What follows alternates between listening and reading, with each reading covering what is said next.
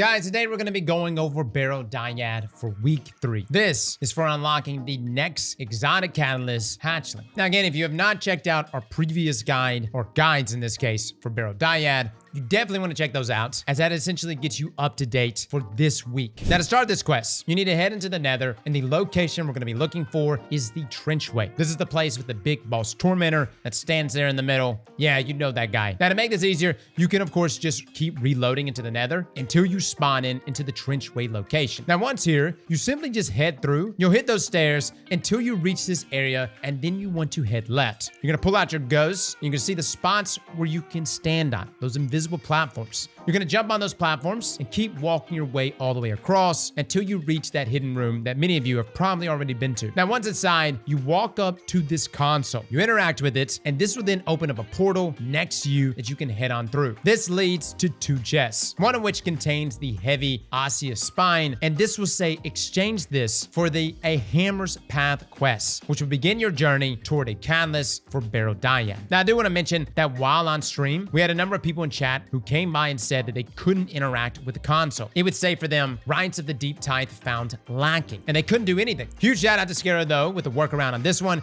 Essentially, the way he found to remedy this issue was to simply join somebody that can interact with the console, thus allowing you to head through the portal and open the chest as well. Kind of unfortunate that this is a thing, and if you're like, Cross, how is this a solution? I don't have anyone that's even on this quest step. All I ask is please come by our Discord. We do have people doing this quest, and I will say for my folks in my Discord that are actively helping people on this part, I really want to give something back to you guys. I don't really know how, but we have a room specifically for this quest, and anyone that's actually sitting there helping, we're gonna find something to send to you. It might be like a SteelSeries mouse, a keyboard, a controller, I don't know, something is gonna be sent your way, just as a big thank you to you guys for going above and beyond for folks that are running into this unfortunate bug. And for my folks that get helped inside of our Discord, please just comment who helps you. Like, that helps us a ton, even if it's something like, hey, thank you to Guardian69420 for clutching up for me and getting me into that portal. Now after this, guys, you want to head on back to Eris's apartments. You're going to interact with the Shaping Slab, which will then give the Hammer's Path quest, with the first step being upgrade your pursuit of the Path of Ambition to its highest potential. Now this means you must be rank 12 with the Path of Ambition in order to progress this step. Now let me just say, guys, that's a pretty grindy endeavor. I've been playing Court of Blades pretty much non-stop, as well as the Nether activity, and even I wasn't even max rank. There are different optimal ways of getting your rank up. Some people like to just load into the Nether activity, do the first encounter, and then reload again. Other people like myself just like doing Court of Blades, as it just throws me in. I can kill bosses, I can also get new loot, and at the end I could sink some Essentia, which can net me even more rank. All I would say on this, guys, is just make sure that Path of Ambition is the one that is active when grinding for rank. If that's not the case, you're not getting reputation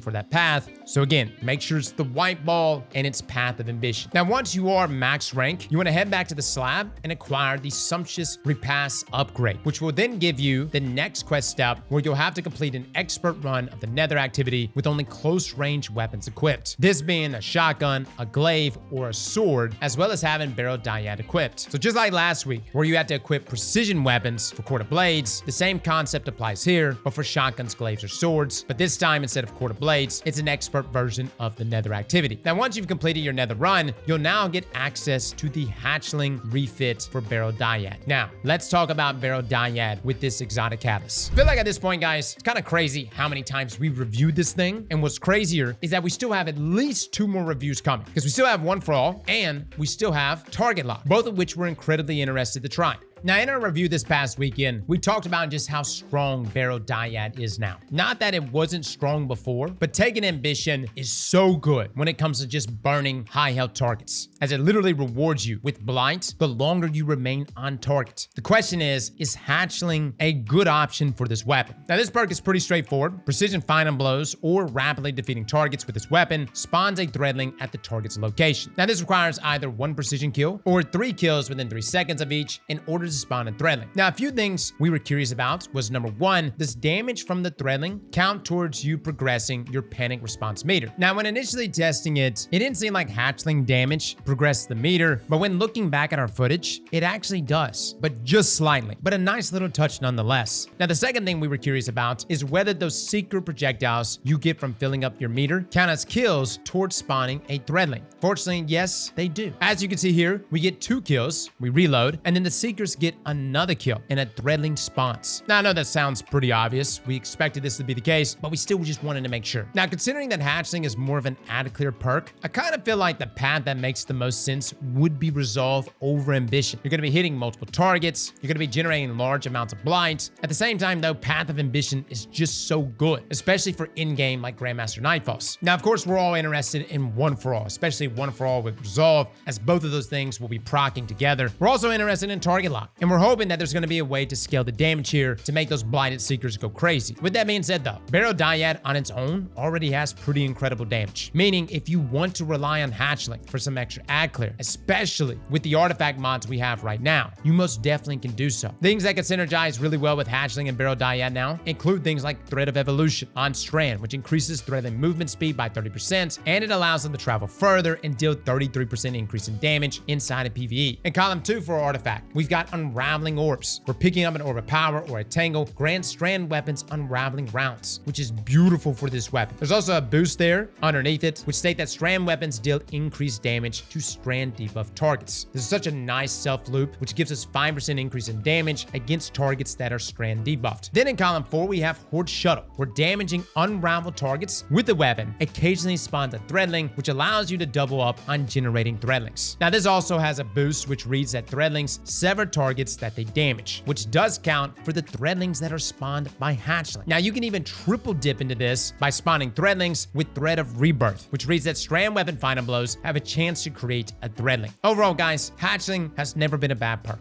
I love it on many of my Strand weapons. And part of the reason why we lean away from Hatchling is if we're in a situation where we need more damage. And I'm not saying that Barrow-Dyad doesn't need more damage. We always want to have more Kabloomies and have the opportunity to melt things even faster. What I am saying, though, is that Barrow-Dyad does already intrinsically have the ability to melt. So having something like Hatchling just to assist with add clear, synergize with Strand, and just spread Unravel everywhere, it really is an option to consider. Now, for my folks wondering, what about the next intrinsic for Barrow-Dyad? This week we didn't get it, and I'm going to safely assume that this is probably not going to drop on us until Act 3, which won't be next week, but the week after. And since we unlocked an intrinsic last week alongside a new path, I think it's likely we're probably going to get a new path with Act 3 that will allow us to earn the final intrinsic, as well as our other 2 exotic catalysts. Either way it goes, guys, as soon as those things drop, we'll have another guide and, of course, another review. Fellas and ladies, thank you all for coming and watching, and as always, Slap that like button like your mama told you right.